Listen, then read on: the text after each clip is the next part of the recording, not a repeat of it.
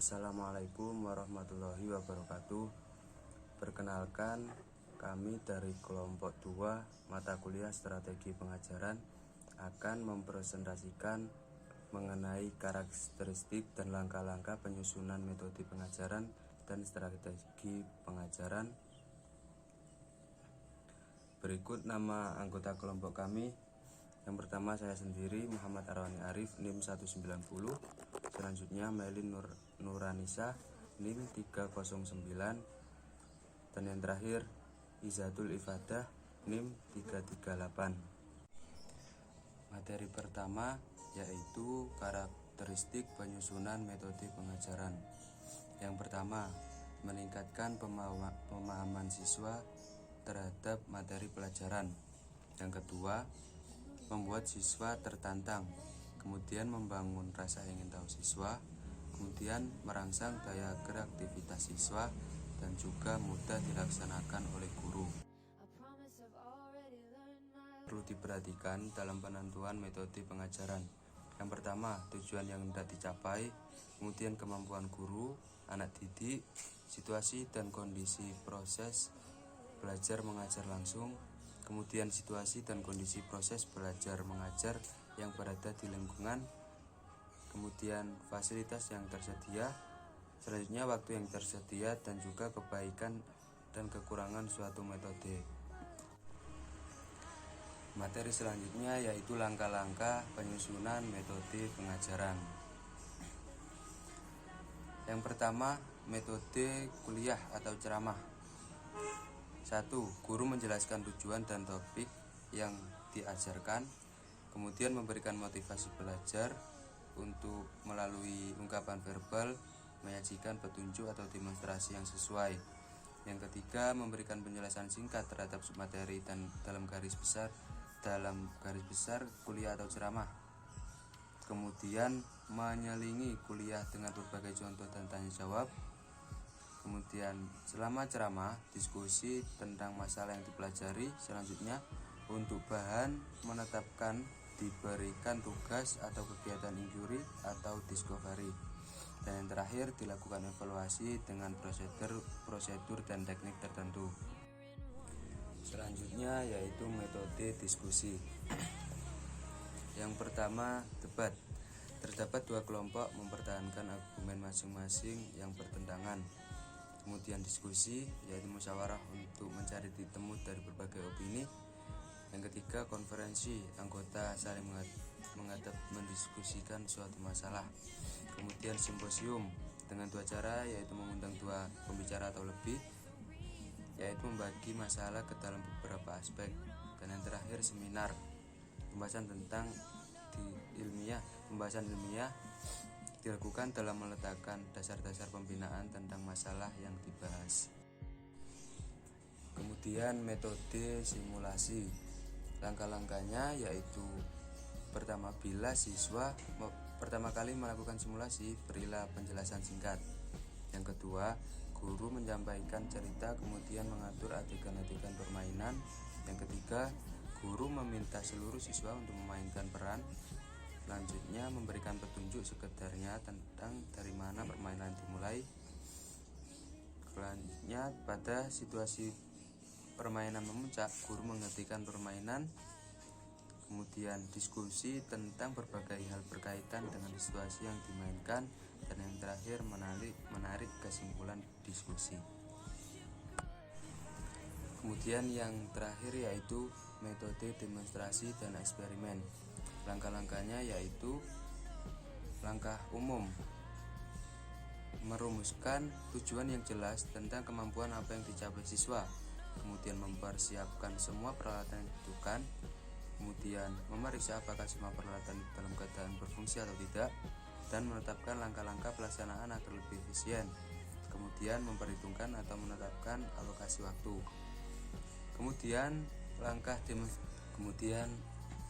demonstrasi yaitu mengatur tata ruang yang memungkinkan seluruh siswa dapat memperhatikan pelaksanaan demonstrasi. Dan yang terakhir, langkah eksperimen, memberikan penjelasan secukupnya tentang apa yang harus dilakukan dalam eksperimen, kemudian membicarakan dengan siswa tentang langkah yang ditempuh, Kemudian menentukan langkah-langkah pokok dalam membantu siswa selama eksperimen, dan juga menetapkan apakah follow up dalam kurung tindak lanjut eksperimen. Poin selanjutnya yaitu mengenai karakteristik dari strategi pembelajaran. Yang pertama yaitu strategi pembelajaran ekspositori, di mana karakteristik yang pertama, strategi ekspositori dilakukan dengan cara menyampaikan materi pelajaran secara verbal. Yang kedua, biasanya materi pelajaran yang disampaikan adalah materi pelajaran yang sudah jadi seperti data atau fakta. Yang ketiga, tujuan utama dari pembelajaran ekspositori sendiri yaitu penguasaan materi dalam mempelajari itu sendiri. Yang kedua yaitu adalah strategi pembelajaran inquiry, di mana karakteristiknya yang pertama adalah menekankan pada siswa secara maksimal untuk mencari dan menemukan, di mana di sini siswa sebagai objek belajar. Yang kedua, seluruh aktivitas dilakukan untuk mencari dan menemukan jawaban sendiri dari sesuatu yang dipertanyakan oleh siswa. Yang ketiga, tujuan dari strategis inquiry ini sendiri mengembangkan kemampuan berpikir secara sistematis. Selanjutnya yang ketiga yaitu ada strategi pembelajaran dengan pendekatan kontekstual pembelajaran berbasis masalah, dimanapun karakteristiknya yang pertama mempelajari mengenai pertanyaan atau masalah yang sedang terjadi, yang kedua berfokus pada keterkaitan antara kedisiplinan, dan yang ketiga melakukan suatu penyelidikan, dan yang keempat menghasilkan produk atau karya dan memamerkannya pembelajaran yang berbasis. Selanjutnya yang keempat ada strategi pembelajaran atau pengajaran afektif, yang dimana strategi pengajaran atau pembelajaran afektif dilandaskan pada teori perkembangan moral Kohlberg. Nilai atau moral berkembang di dalam diri seseorang melalui proses yang cukup lama, biasanya sesuai dengan tingkat kedewasaan seseorang. Poin yang keempat adalah mengenai tahap-tahap strategi pengajaran. Yang pertama adalah tahap transaksional. Tahap ini yaitu meliputi yang pertama, guru menanyakan kehadiran siswa dan mencatat siapa yang tidak hadir. Yang kedua adalah bertanya kepada siswa sampai di mana pembahasan pelajaran sebelumnya. Yang ketiga adalah mengajukan pertanyaan kepada siswa di kelas atau siswa tertentu tentang bahan pelajaran yang sudah diberikan sebelumnya. Yang keempat adalah memberi kesempatan kepada siswa untuk bertanya mengenai bahan pelajaran yang belum dikuasainya dari pengajaran yang telah dilaksanakan sebelumnya. Yang terakhir adalah mengulang kembali bahan pelajaran yang lalu secara singkat. Tahap yang kedua adalah tahap instruksional. Tahap-tahap ini yang pertama adalah menjelaskan pada siswa tujuan pengajaran yang harus dicapai siswa. Yang kedua adalah menuliskan pokok materi yang akan dibahas hari itu yang diambil dari buku sumber yang telah disiapkan sebelumnya. Yang ketiga yaitu membahas pokok materi yang telah dituliskan. Yang keempat yaitu pada setiap pokok konkret yang dibahas sebaiknya diberikan contoh-contoh yang konkret. Yang kelima yaitu penggunaan alat bantu pengajaran untuk memperjelas pembahasan setiap pokok materi yang sangat diperlukan. Yang terakhir yaitu menyimpulkan hasil pembahasan dari pokok materi. Kesimpulan ini dibuat oleh guru dan sebaiknya pokok-pokok ditulis di papan tulis untuk dicatat siswa. Kemudian yang ketiga adalah tahap evaluasi dan tindak lanjut. Pada tahap ini adalah tahap evaluasi atau penilaian dan tindak lanjut dalam kegiatan pembelajaran. Tujuan tahap ini ialah untuk mengetahui tingkat keberhasilan dari tahapan kedua yaitu instruksional. Tahap yang keempat adalah tahap persiapan. Persiapan pembelajaran berkaitan dengan mempersiapkan peserta didik untuk belajar. Hal ini sangat urgent seperti halnya mempersiapkan tanah untuk ditanam benih. Jika hal ini dilakukan dengan benar, niscaya akan menciptakan kondisi yang baik untuk pertumbuhan yang sehat. Tahap yang kelima adalah penyampaian. Tahap ini merupakan inti dari proses kegiatan pembelajaran, di mana guru melakukan proses telling, showing, dan doing. Kegiatan presentasi adalah pertemuan antara guru dengan peserta didik untuk menyampaikan pesan atau materi dalam kegiatan pembelajaran. Yang keenam adalah latihan. Tahap latihan adalah suatu proses untuk memberikan kesempatan kepada siswa mempraktikkan apa yang telah mereka pahami.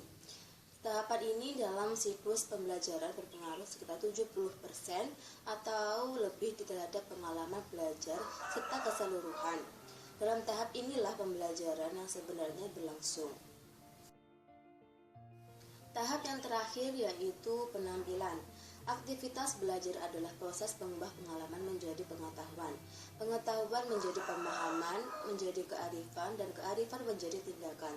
Islam mengajarkan hal ini sebagaimana dalam sabda Rasulullah SAW, yaitu yang berbunyi, semua manusia itu celaka, kecuali yang memiliki ilmu pengetahuan. Orang yang memiliki ilmu pengetahuan pun akan celaka kecuali mereka yang mengamalkan ilmunya. Orang yang beramal pun akan celaka kecuali mereka yang ikhlas dan ilmu pengetahuan dan amal yang dilakukan. Tujuan pembelajaran pada tahap penampilan ini adalah membantu peserta didik untuk belajar, menerapkan dan memperluas pengetahuan atau keterampilan, sehingga hasil belajar akan melekat dan penampilan pun akan terus melekat dan meningkat. Terima kasih. Kepala sekolah dalam meningkatkan mutu pembelajaran di era pandemi COVID-19. Dari banyaknya keinginan masyarakat yang berbeda dalam memilih suatu lembaga untuk pendidikan putra-putrinya, maka lembaga sudah seyogyanya bersaing dan berpacu dalam rangka meningkatkan mutu pendidikan dan pembelajaran yang ada pada masing-masing lembaga. Lembaga pendidikan dalam hal ini sekolah atau madrasah dalam mewujudkan visi misi khususnya tentang kebersihan sebuah proses pembelajaran tidak lepas dari peran kepala sekolah sebagai seorang pemimpin. Upaya peningkatan keberhasilan pendidikan tersebut dalam hal ini pada produktivitas pembelajaran ditentukan oleh peran kepala sekolah sebagai pemimpin. Dengan melakukan pendekatan kepada semua bawahannya, khususnya dalam hal ini adalah guru, di mana guru berperan secara langsung dalam proses belajar mengajar.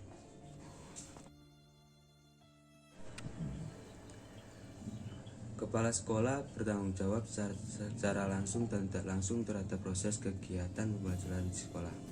Kepala sekolah harus memiliki kesiapan dan kemampuan untuk membangkitkan semangat kerja bawahannya, khususnya dalam hal ini adalah kinerja seorang guru dalam proses belajar mengajar di kelas.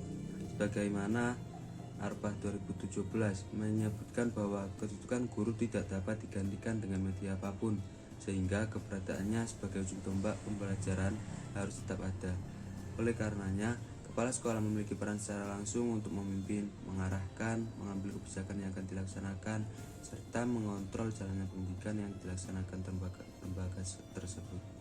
Dari sinilah dapat diketahui bahwa salah satu tugas pokok kepala sekolah adalah meningkatkan mutu pembelajaran di sekolah sebagai salah satu tugas dan kewajibannya, yaitu sebagai kepala sekolah. Adanya wabah di Indonesia yang disebut dengan COVID-19, maka kegiatan pembelajaran tersebut di atas tidak bisa dilaksanakan melalui tatap muka di sekolah, akan tetapi dilaksanakan dengan bentuk secara daring. Bagaimana menjaga mutu hasil belajar tetap terjaga dan dipertahankan dengan baik. Dalam hal ini tidak lepas dari kepemimpinan kepala sekolah dalam meningkatkan mutu pembelajaran yang ada di dalamnya. Tentunya seorang guru sebagai pelaksana juga merupakan faktor penting dalam proses belajar mengajar. Oleh karena itu, kepala sekolah dalam hal ini harus mengambil langkah dan kebijakan yang akan diterapkan di lembaga yang dipimpinnya dalam rangka meningkatkan mutu pembelajaran yang ada. Karena mutu pembelajaran dianggap bermutu bila berhasil mengubah sikap, perilaku, dan keterampilan peserta didik dikaitkan dengan tujuan pendidikannya. Dalam hal ini, mutu pendidikan sebagai sistem selanjutnya bergantung pada mutu komponen yang membentuk sistem, yaitu kepemimpinan kepala sekolah itu sendiri, serta proses pembelajaran yang berlangsung, sehingga akan membuahkan hasil yang sesuai dengan apa yang diharapkan dan yang dicita-citakan secara bersama. Selanjutnya, dari sinilah sebenarnya kepala sekolah bisa memainkan perannya dalam rangka memanah dan mengatur lembaga yang dipimpinnya. Dapat juga memilih perilaku kepemimpinan yang sesuai dengan situasi dan kondisi lembaganya. Tentunya, menurut Marno tahun 2017 dengan mempertimbangkan 3 kekuatan, yaitu yang pertama kekuatan yang ada pada dirinya, yang kedua kekuatan-kekuatan yang ada di bawahannya, dan yang ketiga kekuatan-kekuatan yang ada dalam situasi. Perilaku kepala sekolah dalam memimpin lembaganya dalam meningkatkan mutu pendidikan, khususnya pada proses kegiatan belajar mengajar, dapat dibagi menjadi 3, yaitu perilaku kepemimpinan yang berorientasi kepada tugas, yang kedua perilaku kepemimpinan yang berorientasi kepada hubungan, serta perilaku kepemimpinan yang menggabungkan antara keduanya yang disebut dengan perilaku situasional. Dari ketiga perilaku tersebut di atas, yang lebih efektif serta efisien adalah perilaku yang ketiga, yaitu perilaku situasional. Mengapa demikian? Karena jika penggabungan antara kedua tipe tersebut dilakukan, maka cenderungnya adalah mengarah kepada kepemimpinan yang demokratis, sedangkan pada tipe yang pertama lebih cenderung dan berorientasi kepada sifat otoriter kepada bawahannya. Dan sebaliknya, jika menekankan kepada tipe yang kedua, maka akan secara tidak langsung terlihat lemah terhadap bawahannya. Yang selanjutnya, tipe perpaduan antara 1 dan 2 akan lebih terlihat demokratis dan bias diterima oleh warga sekolah secara keseluruhan. Dari sinilah sesungguhnya peranan ketiganya atau lembaga terdiri dari guru dan kepala sekolah, siswa dan orang tua sebaiknya menjalin kerjasama yang baik dan saling mendukung terhadap keberhasilan pendidikan. Oleh sebab itu, dalam rangka meningkatkan kualitas mutu pembelajaran di era COVID-19 ini, langkah-langkah yang harus dilakukan oleh kepala sekolah antara lain adalah meningkatkan kinerja guru sebagai tenaga kependidikan agar mampu meningkatkan kemampuan profesionalitasnya. Dalam rangka memenuhi kualitas profesional seorang kepala sekolah dan guru sebagai pengajar dalam masa pandemi COVID-19 ini, maka salah satu langkah yang dilakukan kepala sekolah adalah meningkatkan kualitas dirinya sendiri, selain juga meningkatkan kualitas sumber daya manusia yang ada di sekolah.